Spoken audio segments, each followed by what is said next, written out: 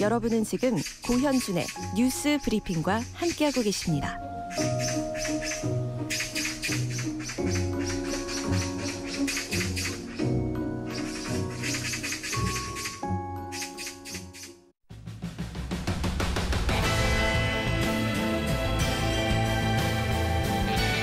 진실탐사그룹 셜록 이명선 기자와 함께 뉴스 쟁점들 분석해보겠습니다. 어서 오십시오. 네, 셜록 이명선입니다. 헤어스타일이 바뀌었군요. 네, 봄이 왔잖아요. 확 잘랐습니다. 자르기도 자르셨고 뭔가 웨이브도 생기고 굉장히 스타일의 변화를 주셨습니다. 네, 빨리 보라를 키십시오, 여러분.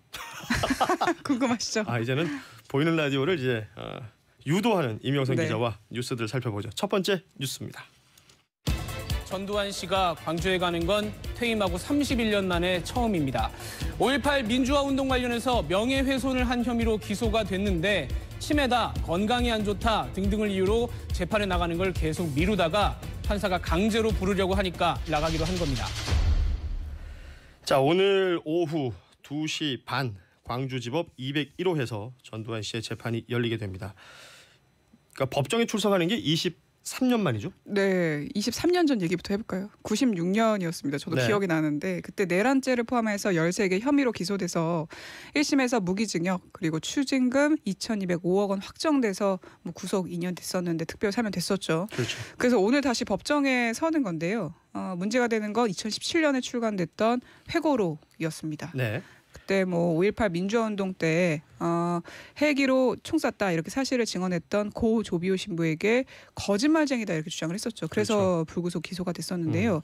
근데 재판에서는 2차례나 출석을 거부했었습니다. 알츠하이머 앓고 있다. 그리고 독감 때문에 아프다 이랬었는데 법원이 구인장을 발부하면서 재판장에 다시 나오게 되는 겁니다.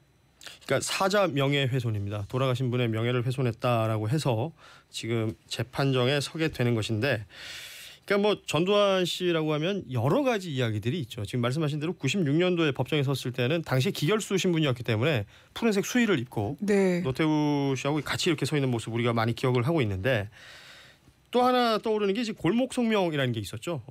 95년에 검찰 소환을 계속해서 거부하다가 자기 집 앞 골목에서 나 못 간다. 지금 검찰이 정치적으로 이렇게 몰고 가고 있으니 난 못 나가겠다. 이런 네. 성명을 발표했었어요. 그래서 오늘도 이게 재연되는 거 아니냐 이런 의심이 또 나오고 있는데요. 오늘 보수단체가 광주 재판 반대 집회를 열 예정이거든요. 좀 이따가 엽니다. 네. 아침 7시 반부터. 그리고 나서 자택에서 전 씨가 나온 다음에 별도의 말을 남길지 관심이 쏠리고 있습니다. 근데 5.18 관련 단체들은 사죄가 먼저다 이렇게 얘기를 하면서 만약에 전 씨가 이거를 그러니까 보수단체들 두둔하면 이런 반성 없는 태도가 구구 집단들에게 좀 왜곡의 비밀을 줄 수 있는 거 아니냐 이렇게 얘기를 하고 있거든요. 네. 그래서 어떤 말을 하게 될지 말을 안 할지 좀 지켜봐야 되겠습니다. 그러니까 5.18 단체들은 또 오늘 부지런히 좀 인간띠라고 하죠. 이렇게 손팻말 같은 거나 현수막을 들고 간접적으로 목소리를 전달할 예정입니다. 네. 물론 법정 안에서는 질서 유지에 협조할 방침이고요. 어쨌든 경찰은 연희동에서 좀 출발해서 광주에 올 때까지 형사 2팀을 대동해서 동행할 예정입니다. 제가 오늘 새벽 4시쯤 SBS로 오는데 SBS 주차장이 승합차가 한 20대 가량 있는 거예요. 뭔 일인가 했더니 이제 취재팀이 광주와 연희동으로 나누어져서 이제 아침에 출발을 하더라고요. 그러니까 네. 연희동에서도 봐야 될 상황들이 있을 테고 또 광주 법정에도 미리 내려가신 분들도 있고. 네, 자리 다툼이 대단하더라고요. 취재 열기도 아주 뜨거울 것으로 보이는데 어찌됐건 오늘 재판을 위해서 부인 이순자 씨가 같이 가죠. 네. 신뢰 관계인이라는 자격으로 법정에도 함께 들어가게 되는데 이게 변호인은 아닌 거잖아요. 네, 가끔 봅니다. 법정에서. 변호인은 말 그대로 변호하는 역할이고 신뢰 관계인은 피고인의 가족이라든가 동거인, 고용주 이런 경우가 많이 좀 대동하는데요. 네. 심리적 안정을 위해서 좀 많이 대동이 되는데 이 전 씨 같은 경우에는 본인이 아프다고 하고 있잖아요. 그렇죠. 그래서 부인이 없으면 불안감을 느끼고 있다 이렇게 얘기해서 법원에 얘기를 했고 법원이 허가를 해줬습니다. 그래서 이 씨는 전 씨가 말 실수를 하지 않을까 이런 걸 관리하는 역할을 맡을 것으로 예상이 되는데 또 남편을 대신해서 적극적으로 변론할 수는 없습니다. 그럴 경우에는 재판장에 따라서 그렇죠. 제지당할 수 있죠. 예. 근데 이 결정에 대해 좀 여러 얘기가 있는데요. 왜 이순자 씨가 법정 동행을 할까? 여기에 대해서는 어쩌면 뭐 지병을 부각하려는 뭐 어떤 효과 때문인가 뭐 이런 얘기까지 나오고 있습니다. 일종의 재판 전략이라고 볼 수도 있는 거죠. 네. 네. 그러니까 말씀하신 대로 이순자 씨가 나서서 우리 남편은 이랬어요 저랬어요 말할 수는 없는 부분이에요. 네. 뭐 민주주의의 아버지라는 또 그 말을 한 적이 있었기 때문에 어떤 말을 하게 될지도 또 우리가 이순자 씨도 눈여겨봐야 되는데 법정에서 변론은 할 수 없다라는 부분을 다시 한번 지적을 해드리고 기자회견 대신할 수는 있겠죠. 그렇죠. 네. 뭐 미디어를 만날 수는 있겠죠. 네. 근데 오늘 재판에서 가장 중요한 건 그 일단 검찰 그리고 변호인 서로 이제 창과 방패가 돼서 주고받을 거 아니에요? 네. 어떤 내용을 준비하고 있을까요? 가장 중요하게 좀 대두되고 있는 게 고의성이라고 합니다. 그러니까 이 전 씨가 헬기 사격 실체를 알고도 회고록에 그러니까 조 신부에 대한 어떤 원색적인 비난을 했는지 여부가 좀 중요하게 거론되고 있는데요. 네. 그래서 검찰이 1980년에 광주에 실제로 헬기 사격이 있는지 또 조사를 했습니다. 지금까지 엄청나게 많이 조사를 했죠. 그래서 광주 헬기 사격이 사실이다 이렇게 결론냈는데 또 SBS가 어제 관련해서 또 단독 보도를 했습니다. 1989년 그러니까 노태우 씨가 대통령이었던 시절인데요. 그때 보안사가 작성했던 문건을 보면 그 5.18 때 헬기로 사람들을 쏘라 이렇게 지시를 받았다 양심 선언한 장교가 있었습니다. 네. 그 이 장교하고 그리고 고 조비오 신부를 감시하라 뒤를 파라 이렇게 지시했던 문건이 남아 있다고 보도를 했거든요. 그러니까 이것만 보더라도 조금 사실로 증거 보이죠. 자료가 될 수 있겠군요. 그렇죠. 예. 그리고 목격자들도 워낙 많으니까요. 근데 전 씨 측은 아니다. 의견을 표현한 것뿐이지 5.18 단체 명예나 5.18 정신을 비한 의사는 없었다. 고의성 자체는 없었다. 이렇게 항변을 하고 있는 상황입니다. 그러니까 1982년인가요? 그 전두환 씨가 광주 사태 이후에 대통령 되고 나서 광주를 뭐 여러 차례 방문을 합니다. 뭐 여러 가지 형태로 그 자신의 임기 기간 동안. 그래서 전남 담양에 있는 한 민박집에서 전두환 이순자의 부부가 잠을 자요. 네. 그 민박집에서 기념 비석을 만들거든요. 그래서 그 비석을 광주 시민들이 담양에서 파와가지고 광주 그 5.18 희생자들이 있는 망월동 묘역에 박아놨습니다. 얼마나 분노하면 그랬을까요? 박아놓고 네. 들어가면서 거기를 밟고 지나다니거든요. 광주 시민들의 분노가 어느 정도인지는 뭐 많은 분들이 아실 테고 그만큼 진실이 중요하다는 사실도 진실이 밝혀져야 되는 것도 중요하다는 사실을 좀 인지를 했으면 좋겠습니다. 3282 끝번호 쓰시는 분이 실형을 받았으면 좋겠네요. 저도 광주에서 최루탄 가스에 질식해서 병원 신세를 진 사람 중에 한 사람입니다. 전두환 씨가 엄벌에 처해지길 바랍니다. 7410님은 전두환 씨 광주 법정에서 이제라도 5.18 유가족에 진심 어린 사죄를 한다면 어떨런지요. 국민께 용서를 비는 3월이 되길 바라봅니다. 뭐 지금 제가 2개의 문자 소개를 해드렸습니다만 그 외에도 진실을 밝혀야 한다. 전두환 씨의 사과가 필요하다. 광주 영령들에 대한 진심 어린 사과가 필요하다라는 문자 메시지가 많이 도착을 했습니다. 오늘 재판 잘 지켜보고 또 그 내용도 제대로 내일 전해드리도록 하죠. 다음 뉴스 이어갈까요? 경찰은 최근 빅뱅의 멤버 승리, 이승현 씨가 접대를 위해 여자들을 부르라고 지시한 내용이 담긴 카카오톡 대화 내용 일부를 확보했습니다. 해당 대화 내용이 조작된 거라는 이 씨 측의 주장과 달리 실제 존재했던 것으로 파악한 겁니다. 자, 연일 일파만파 퍼지고 있습니다. 또 사건도 커지고 있고요. 네. 빅뱅의 멤버 승리, 본명이 이승현 씨죠. 승리의 성접대 의혹과 관련해서 경찰이 어제 지금 얘기되고 있는 버닝썬이 아닌 또 다른 클럽이죠. 아레나라는 클럽을 압수수색했습니다. 그러니까 여기서 중요한 것은 그동안 이제 승리는 참고인 신분이었죠. 네. 지난번 그 자진 출석해서 조사를 받을 때도 네. 그랬고. 그런데 이번에는 성매매 알선 혐의의 피의자, 혐의가 있는 사람 신분으로 전환이 됐습니다. 네, 수사 대상에 오른 겁니다. 경찰 관계자 말에 따르면 압수수색 영장을 낼 예정이라고 해요. 네. 승리를 그래서 피의자로 입건했다 이렇게 설명을 했는데 승리 씨, 그러니까 이승현 씨는 굉장히 많은 의혹의 중심에 있습니다. 네. 일단 여러 번 전해드린 그 유명 클럽 버닝썬에서 마약 유통 사건, 뭐 투자자 성접대 의혹. 이거는 다른 아레나였죠. 네. 이와 관련돼서 참고인 신분으로 계속 경찰 수사를 받았는데요. 이번에 그 피의자 신분으로 전환된 건 성접대 건입니다. 그렇습니다. 관련해서 조금 자세히 설명드리면 인터넷 매체에서 카카오톡 대화 메시지를 공개하면서 이게 좀 일파만파된 건데요. 그 승리가 투자 회사 설립했던 같이 준비했던 유모 씨와 함께 성접대 정황을 조금 담았던 성접대 얘기를 했던 메시지가 이 매체 통해서 공개가 되면서 지금 수사까지 이어지는 상황입니다. 경찰은 당시 CCTV까지 확보해서 내사에 들어갔었는데 네. 결국 피해자 신분으로 전환시켰습니다. 그 당시에 그 자진 출석을 해서 조사를 받았을 때는 뭐 성접대 의혹 부인했었고요. 네. 또 당시에 있었던 마약 투약 의혹에 대해서도 부인했었는데 마약 투약 부분에서는 국가수 결과가 나왔는데 음성 반응, 마약하지 않았다라고 결과가 나왔어요. 자, 승리를 피의자 신분으로 전환은 했는데 추가 소환 계획은 아직 밝히지 않았습니다. 여기에 대해서 이제 또 많은 분들이 이게 이 클럽과 경찰 간의 어떤 그 유착설 얘기를 하면서 경찰 왜 이러냐, 미온적이냐 네. 지적하는 분들이 있어요. 왜냐하면 승리 씨가 갑자기 입대를 하겠다고 했거든요. 그렇죠. 그러니까 2주 남았습니다. 그래서 예정대로면 25일 그러니까 딱 2주 뒤에 충남 논산훈련소로 입영을 앞두고 있습니다. 네. 근데 그때까지 경찰 조사가 제대로 이어질 수 있냐 이런 얘기가 나오고 있는 거죠. 그리고 승리 씨의 이번 결정에 대해서 도피성 아니냐 또 이런 의문이 또 나오고 있고요. 군대로 도망간다라는 얘기를 하는 거죠. 네. 네. 근데 경찰 입장에서는 입대를 막을 법적 근거가 없다고 합니다. 근데 병역법에 따르면 만약에 범죄로 해서 승리 씨가 구속되거나 아니면 형 집행을 받으면 뭐 입영 연기는 할 수 있는데요. 좀 지켜봐야 되겠죠. 아직 시간이 좀 얼마 없으니까요. 그래서 입영 연기를 하려면 경찰 입장에서는 구속영장을 좀 받아내야 되는데 영장이 이거를 발부해줄지는 좀 지켜봐야 됩니다. 근데 수사가 만약에 계속되는데 승리 씨가 입대를 하게 되면요. 이게 군 검찰로 넘어가게 되겠죠. 군사 재판을 받게 되나요? 네, 그럼? 군인은 군 검찰하고 군사법원에서 수사하고 재판을 받기 때문에 그렇잖아요.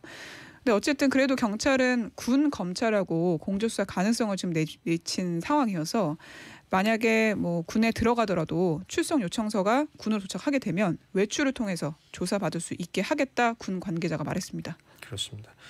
그러니까 뭐 일반적인 생각으로 연예인들이 종종 어떤 사회적 무리를 일으키고 나서 자숙이라는 걸 하잖아요. 자신이 하고 있던 뭐 경제 활동이나 연예 활동을 안 하는 걸 자숙이라고 생각을 하고 그 중에 또 군대 가는 거를 자숙이라고 생각하는 부분이 있다면 이건 뭐 비판받아 마땅하지 않겠습니까? 맞습니다. 군대는 뭐 아시다시피 국방의 의무고요. 이걸 뭐 자숙이나 어떤 도피의 장소로 생각하는 건 굉장히 비판받을 수 있는 일로 보입니다. 자, 강남 경찰서는 어찌됐건 지난 8일이었죠. 클럽 아레나 관련해서 국세청에 대한 압수수색을 또 했어요. 이게 뭐냐면 탈세 의혹이 있다는 거거든요. 네, 국세청이 압수수색 당했다는 건 정말 큰 뉴스죠. 근데 사실 경찰도 의혹의 중심에 있기 때문에 그러니까 서로가 지금 난리 났습니다 여기. 네. 예. 그리고 또 말씀드려야 될 부분이 아레나 실소유로 주목된 강모 씨입니다. 탈세 주범으로 지금 보고 있는데요.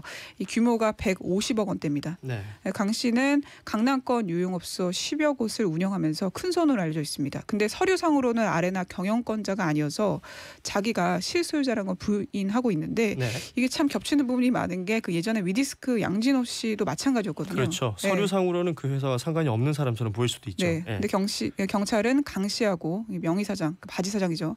10여 명 내외를 지금 입건해서 수사하고 있습니다. 네. 그리고 경찰은 경찰뿐만 아니라 그리고 뭐 국세청뿐만 아니라 무용 의혹이지만 소방 공무원에게도 돈을 건넨 정황이 지금 포착돼서 수사를 하고 있거든요. 그 수백만 원 상당의 돈을 소방 공무원 그리고 구청에 넘긴 혐의도 지금 드러나고 있습니다.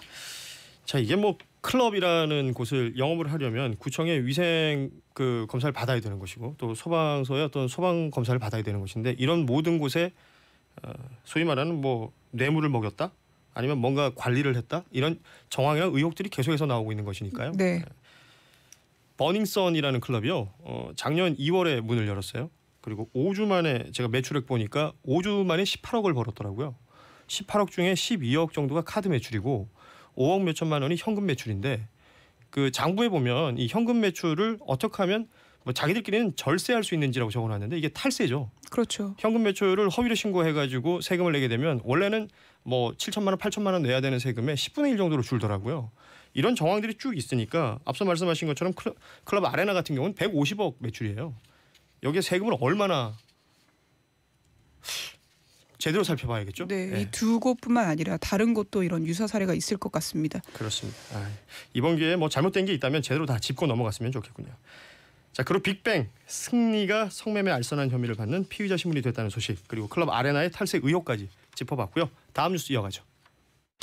미국의 공영 라디오 NPR이 공개한 미사일 연구단지 위성 사진을 보면 북한은 일부 철거했던 동창리의 장거리 로켓 발사장을 이미 원상태로 돌려놨습니다. 최근 북한 동향은 산음동에서 제작된 장거리 로켓을 동창리로 옮겨 발사하려는 모습으로 볼 수 있는데요.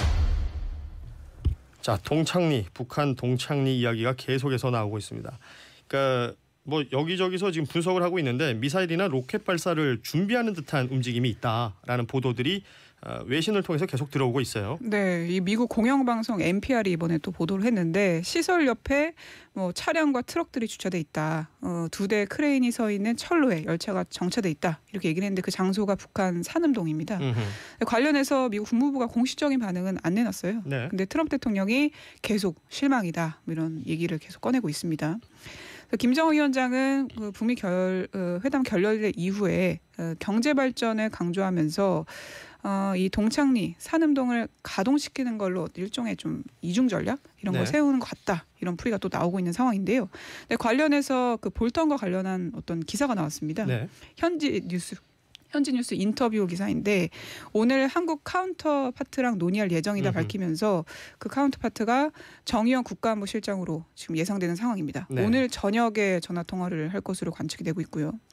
그리고 북한의 좀 긍정적인 답변을 좀 덧붙였는데 미국 정부는 북한의 감시에 많은 자원, 노력을 들이고 있다면서 뭐 상업 위성 이미지에 의존할 필요는 없다라고 생각하면서 좀 북한의 어떤 믿음 같은 걸 드러냈습니다. 그러니까 상업 위성 사진이라는 것이 그러니까 뭐 지금까지 저희가 계속 알려드렸던 뭐 싱크탱크 CSIS라든지 지금 말했던 NPR 뭐 그러니까 대부분 뭐 방송 매체나 아니면 이제 싱크탱크나 전략을 짜는 곳에서 그들이 확보한 그 위성 사진들로 분석이 계속됐었는데 볼턴은 지금 말한 게 그 얘기를 했죠. 아버지 부시 때부터 눈도 깜빡거리지 않고 북한을 계속 보고 있다.